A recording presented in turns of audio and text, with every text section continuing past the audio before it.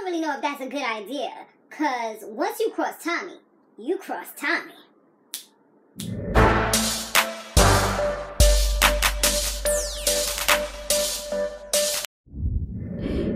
Hey, what's up? What's going on, everybody? You have now tuned into my Love and Hip Hop ATL recap. Guys, make sure that you subscribe to this channel if you haven't done so. Share this video wherever you like to share videos. And give it that good old thumbs up if you like these types of videos. Alright. So let's talk about it, right? So first, let's see who we're gonna shout out today. Let's shout out to Malibu France, who is like, which island are you from? Great review. I'm from the island of Montserrat in the British West Indies. And we had the RC Kosher was like, Samore love, I feel like that lovely Mimi acting like Cardi B and trying too hard. That's the way I was feeling. But then Hadia Camille was like, the RC Roger, I remember seeing lovely Mimi doing skits in her car years ago. It took some time to see it because she gained some weight. Must have been them kids. But her video was all over Facebook back so far the Chrissy and Jim Jones days. So she's been this extra for some time. She kind of reminds me of Cardi and Sky and Ma from Black Ink Crew. Okay. Well, you don't let me know something that I didn't know, because I don't really know too much about her, because this is the first I'm hearing about her. I don't have her on Instagram or Twitter or any place else that she might be. So, yeah, this is the only thing. Like, maybe if I scroll back, if I remember, I'll check her out on Instagram, but I don't know if I'm going to do all that, to be honest with y'all. To be honest. Alright, so let's go ahead and talk about this episode. This episode was filled with juice and tea and a little bit of everything, honey.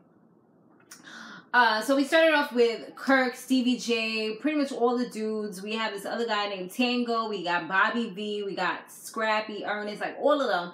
They was playing like a card game. And they just talking about their relationships, who's with who's not with who. And of course, Kirk wants to, you know, to kind of talk about his relationship a little bit. But Young Joc just kind of put it all out there. I'm like, well, damn, with friends like you, I mean, telling all your business. I mean, I could definitely, right at that moment, I kind of saw the reason why he was with Miss Carly Red, because I'm like, the way you just put all the man business out there without even kind of talking to him about it was like hot diggity dog. I mean, maybe he only wanted to tell him a little bit of what was going on. He even talks about the whole Keyana thing, and he didn't even know that the Keyana stuff was out there. So he's like, oh man, this is another thing that he gonna have to tell Rasheeda now that this part is out too. And then Young Joc reveals that it might be his baby as well. And, you know, Kirk is just like, oh boy, you know, and he said it wasn't really that. Like, the way Kirk started off the whole thing was, you know, he kind of got himself caught out there because he was drunk one night and did a little something, and he had protection on, but he don't know what happened. You know, he can't remember. And then that's when Joc kind of told his side of the story and what he found out. Lovely Mimi, she no longer has a job. Now she's moving on to bigger and better things. She about to open up her own little shop. And, of course, it's going to be a nail shop. And she talks to Joseline about it. She wants Joseline to be, like, her VIP client and also bring in some VIP clients as well. Because, you know, Joseline's been out there for a while. She know people. The only thing about Joseline is nobody don't want to F with her because of the kind of grimy person she is. And people don't know. They see her. They think she cool because, you know, she pretends to be cool. But then she start flipping on you and you just be like, what? Like, what happened? I thought we were friends. And so Mimi's like, and lovely Mimi's just like, you know, she kind of see what, like, she don't see what people's talking about, but she just starting to get to know her. But she seems like a good person. Yeah, I mean, maybe she might be a little better now because of the whole pregnancy situation. But if you had caught it back before, I mean, she would definitely, it's guaranteed that that girl will burn you. And burn you something serious, honey. So yeah, she says that she met some of the people that she knows, which is Jessica Dime, and she met Tommie and them, and she's just like, oh, you know, those ain't my girls. Like, they don't want nothing to do with me. I took them down, you know, got a little good, you know, a little head game and all that. They gave it to me. I gave them something, and, you know, now they hate me. I don't know. Like, that's just how it goes. She acting like she ain't do nothing to nobody, and she don't know why they so mad. So now we go back to Sierra, which is Lovely Mimi's old boss. And she's on the scene with her husband, who we're introduced to, and his name was Shooter.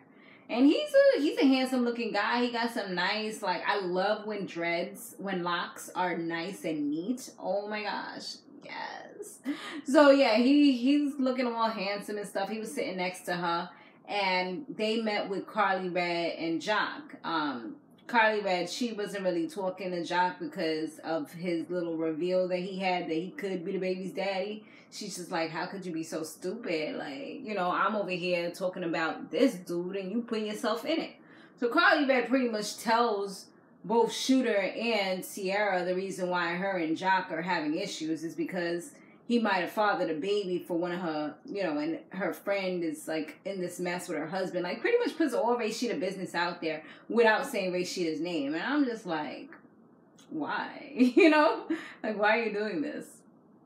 And so she tells her all of that, and then she kind of reveals that she, like, how hard she works, and he's just like, you know, stop talking about work. And she's like, why? Like, I'm gonna talk about work. This is what I do. And she reveals that she was 15 when she first had her daughter, and her mother wasn't having it. She kicked her out the house, so she had to grind and work from nothing into something, and that's where she is today. And she does what she has to do, and she's like, maybe if you would do what you gotta do as a man, then it will be a little bit better. Because she like, he's not giving her any. As soon as I hear that, I'm just like, it's one or two things that's going on, right? It's either he is playing for the other team, bad away, or he's with the next chick. I mean, I don't see no man that's going to turn down some pum-pum. You know what I mean? I mean, how is she the one who's begging for it? Most of the times it be the girls like, oh my gosh, I'm sore. We've been doing it too much. I'm tired, you know, and she works so hard. But yet she's like, you know, he's not the one doing anything. So he probably already filled up, well, or maybe he already emptied out, maybe I should say. You know, he got his little stuff off or whatever. He's good. He's tired, ready for bed when he come home. You know, just ready to take that shower, go to sleep, whatever. Or maybe like, you know, while she's at work, he plays. But by the time she come home, he's like tired, ready to go to sleep.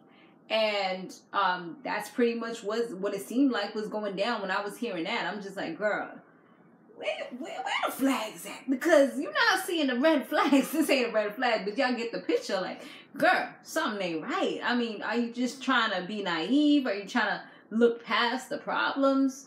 I mean, they know they have problems, obviously, but he's just like, you're not there enough. You're working too hard.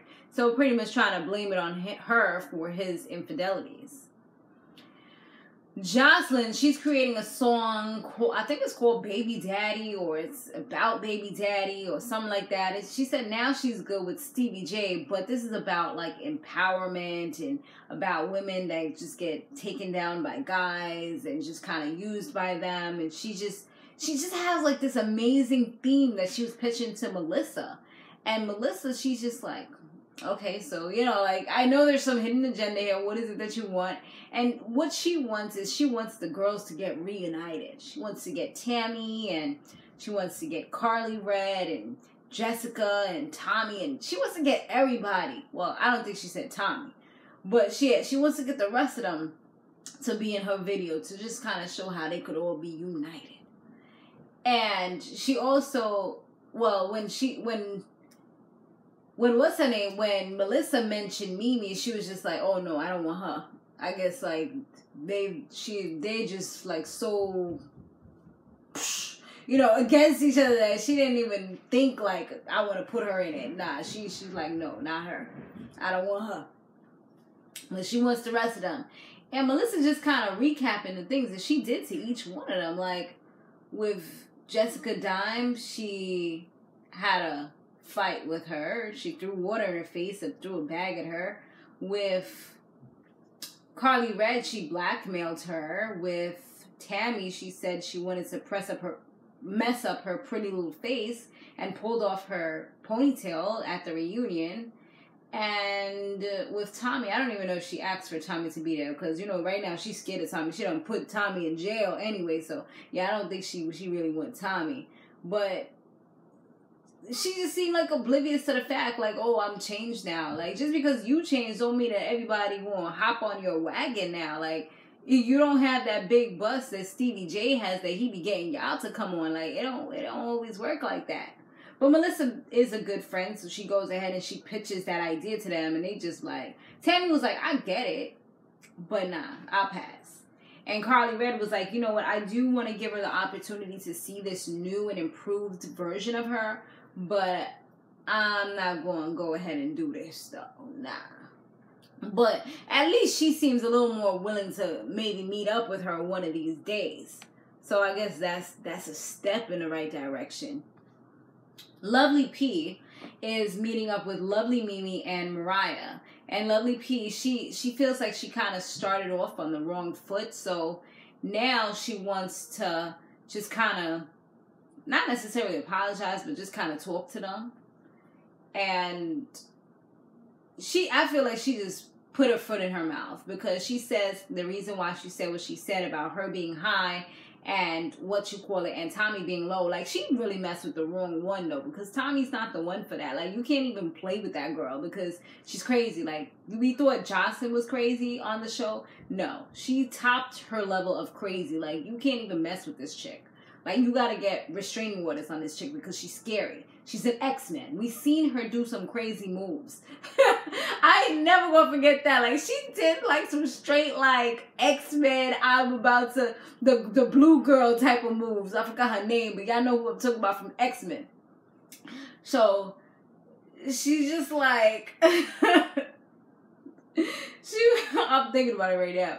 So yeah, Lovely P is just like, she said that because she has a college degree and she's a convicted felon. And Lovely Mimi's like, but hold on, wait a minute. Like, I'm a convicted felon too. What you trying to say? That you think you better than me? You think you better than her just because you got a college degree? So, you know, Lovely Mimi, she's gonna let you know, like, how she feels about a certain situation. She's not necessarily the one to stay shut and, you know, let you kind of offend her in her face, because I guess because she doesn't go around telling everybody, like, as the first thing, or maybe you haven't read the headlines right away that she's a convicted felon, people think like, oh, let me talk about Tommie bad, but she's like, I'm in the same boat, like, but I changed, like, I uplifted myself. Well, I don't know about change, but she uplifted herself and she's trying to do something better with her life, and she does nails real good and all that, celebrity nails. So, you know, she's definitely trying to elevate herself and do something better. Can convicted felons even have shops? Didn't Big Ange have a problem with that before when she had a shop? I guess it kind of depends on the situation, maybe. So then Lovely P also reveals that another thing that she didn't like about Tommie was that she was all talking about how she was with Joc and did this with Joc, and she act like she was better than her because she's sleeping with a married man, but yet Cena, who's Young Joc's baby mother, is like one of her besties, and they still sleeping together. They still real close, and they also mentioned Carly Red, and she was like, she didn't even know about all that. And she's like, maybe she should mention it to Cena. But at the end of the day, she is an intern for Joc at his radio station. Like, how you going? That's like snitching on your boss. Like, that's cutting, what is that? Messing up your ties? You know, things, somebody's over here helping you out, giving you a step up in life, and you about to rain on their parade and just kind of crap all over them? Like, seriously? Nah, I mean, yeah, that's your friend, and maybe you feel like you have a certain loyalty, but you gotta be careful with that. Like, especially if you know your friend's the type to be like, well, Lovely P told me. Like, maybe if she's the type to, like, you know, be like, it don't matter who told me, or, you know, real undercover with it and not really saying where the source came from. Maybe you could tell that friend. But when you know that friend's gonna go off and say that you said that they said, nah, now it just became a whole sloppy mess. I wouldn't want to be involved in that. Like, there's certain people that I've known stuff, And I'm just like, you know what? This person's going to go back and be like, well, Samore said that. No. I was just doing this to help you out. I don't want to get involved. I don't want to be in the middle of this. So I'll stay out of it. So you kind of know who those people are and you kind of stay away from those. What happened after that? Let's see. Let's get back to where we at. So now Kirk, he goes to Rasheeda. I think it was her shop. And her mother, what's her name? Charlene was there with her hot purple hair. I mean, mama is hot, spicy stuff. I was like, okay, mama, I see you. See there with she purple hair popping. Yeah, so she just kind of tells him a little bit about himself and tells him that he needs to get a divorce. He tries to sweet talk Rasheeda and just kind of get her back on his team. And she's just like, that's not where I'm at right now. Right now, I'm thinking about separation. He's like, well, there's something, there got to be something we can do. He's trying to, now he want to go to counseling. I'm like, bro, you should have been trying to go to counseling. Like, didn't I even mention that in one of the last reviews that we did? I'm like, they should have went to counseling or something to get to a better place. No matter of fact, I was doing a live broadcast yesterday, and I was talking about that with my peoples. We was talking about that. I'm talking about love and hip hop. What else happened after that? So yeah, that's what went down. So he's thinking about marriage counseling now all of a sudden, because he's just trying to pull out any magical card that he can get in order to try to save this relationship and not have to like be single and move on and stuff like that. I think he just don't want to start over, but he wants to have fun. That's his problem. Perhaps the people that he hangs out with as well, it just kind of, he sees that life and he's like, damn, he wants the married life. He wants to be around his kids and all that. But then he wants to have that playtime. Yeah, I mean, you gotta have a balance. You can't really necessarily do both. You gotta hang out maybe perhaps with more married couples. You know, that kind of helps sometimes. But then again, look how Keyana and Rasheeda ended up being two married couples that was hanging out. Now, Rod, he wants to get a house with both Keyana and Jasmine and just kind of live up the weird life, you know, just the whole threesome with the baby life, and just kind of keep it rolling and flowing. Keyana, she comes late because she said she had got a call from Tango, and which is her ex, the guy that was at the poker shop that was at the poker night with all the fellas. He done spilled all the beans. And see, this is what I'm talking about. Because then people come saying, you know, you was the source and stuff like that. That's why I keep out of all that messiness. So she says that he was like, that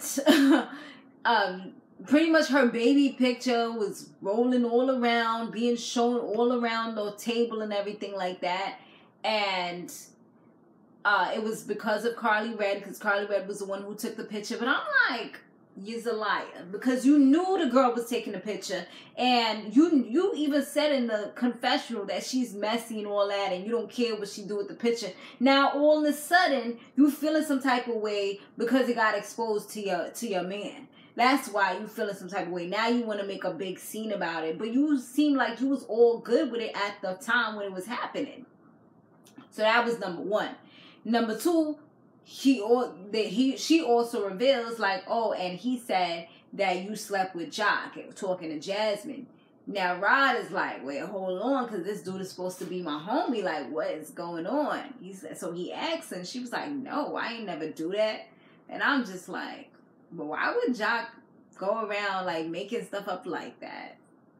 Don't sound too right? Like, who wants to be a part of a scandal? Like, how you put your name in something to try to be a part of a scandal like that? That don't even make sense to me.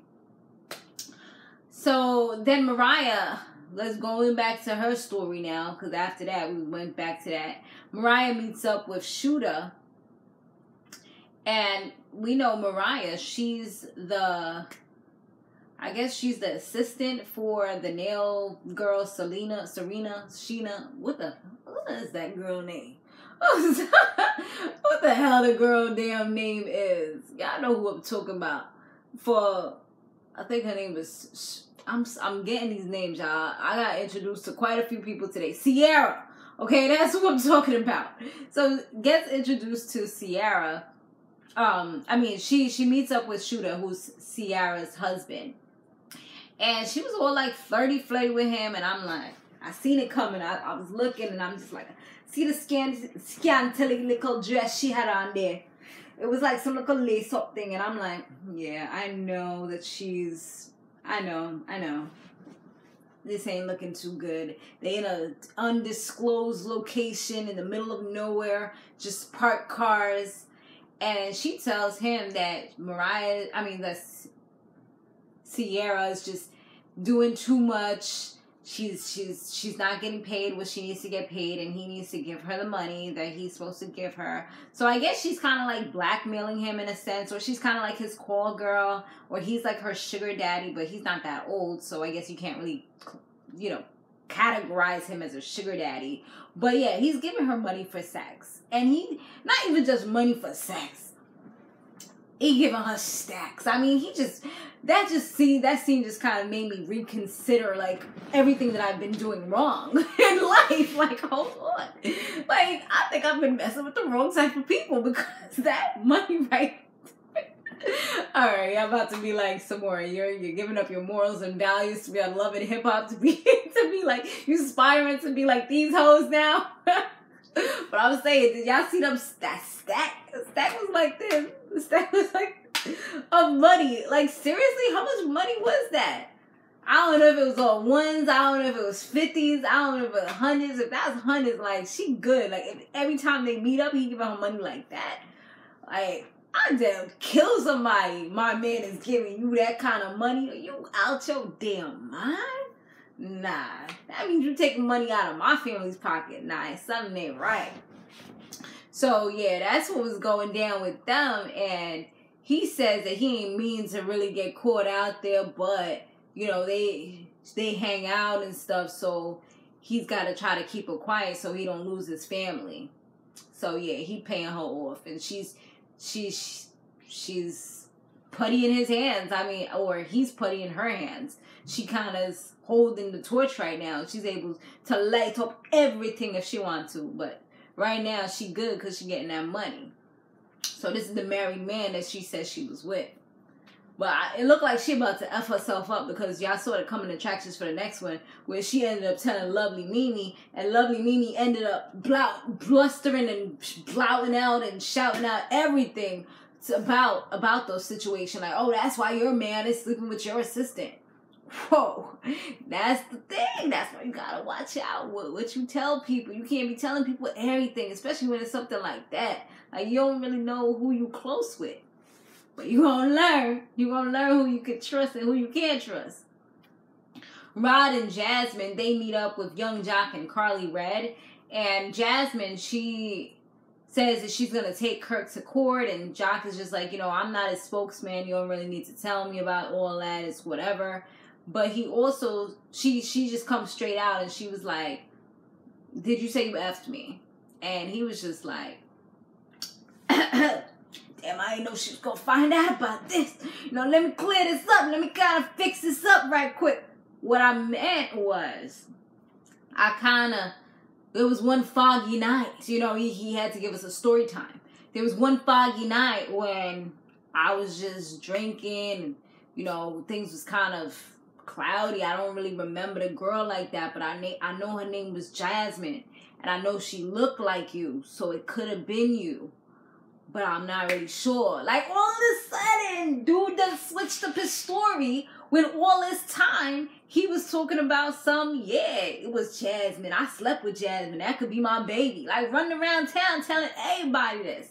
Now, all of a sudden, dude done switched up his story. I'm just like, Young Joc, if you want to say something, you need to own it. I don't know if he was scared of Rod or he just... that's what it kind of looked like. He was scared of him. Or maybe he just wanted to keep the friendship. I don't know. But, yeah, the story did a whole 180. Like, total switch. And Rod was just like, wow, like, this dude is, like, changing up his story now. Okay. But then he started, like, throwing a little shade, like, because I know your baby mom. I know your baby. Like, he said like 4 times. Like, I know your baby. I know her real well. And he's just like, Yeah, Joc is just like, oh, here we go. Now he gonna try to do this. Like, now he talking disrespectful, trying to talk about he gonna do this. And then he kind of, Jasmine try to like talk in there in the mix, and he's just like this is not about you right now. I'm talking to my homie right now. Like, I'm not addressing you. Just stay out of it. Like, I feel like he's kind of, in some ways, he's kind of old school, where it's like, if he's talking to, like, a man, he's just like, you know, you got to kind of stay in your place. Like, don't be getting into the conversation. This is not about you right now. Like, just stop. But she was saying what she wanted to say, and Rob was just like, oh, you need to tell your girl to take the pictures off of her phone. And Carly Red is like, and then Jasmine, yeah, you need to take those pictures off your phone. Like, you over here running around town showing everybody my baby pictures. But yet you didn't care. You knew her intentions. It was perfectly fine until it actually is out there. Now you want to make a big deal about it. When your man is starting to say something, when he calls you out about it, you want to pretend.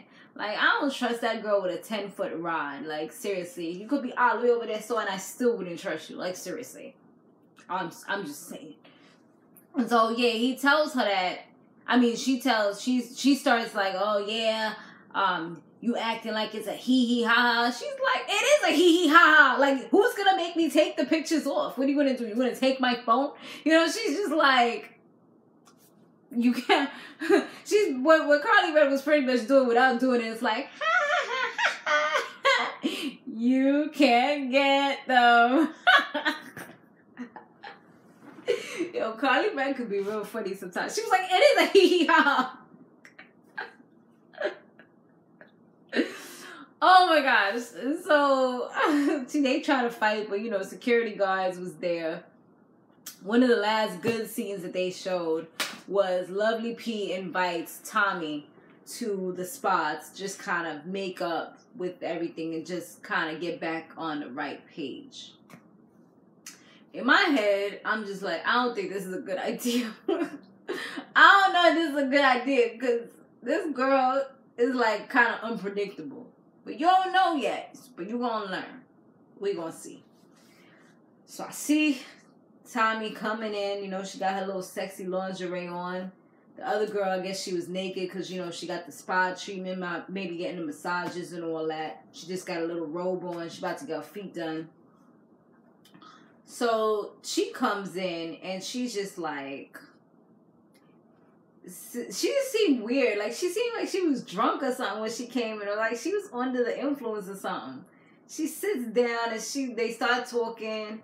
And it just immediately, you could just feel the tension, feel the vibes not feeling too right.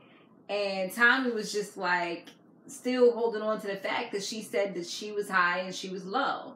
And she was like, she didn't really mean it like that. She's like, how am I supposed to know what you mean when I don't know you like that? And you coming off as a messy bitch talking about you sleep with married men. And then there goes the arguments, and they start... And Tommie starts getting a little close, and this fool, she's sitting down like everything's all gravy. Nah, somebody approaching you, and you know this person is a convicted felon, as you done mentioned to previously.